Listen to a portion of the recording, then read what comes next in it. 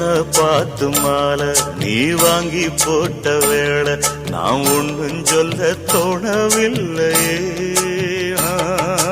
என் மனச தொட்டதெல்லாம் உன்னுடைய கண்ணியந்தான், உன் புருஷன் ஆனதெல்லாம் என்னுடைய புண்ணியந்தான். சொகசா வளர்ச்சி சுகமானச்சு எங்கூட சிந்து பாடணும் என் மாமா, உங்கூட ஒன்னா கூடணும் என்னாலும்.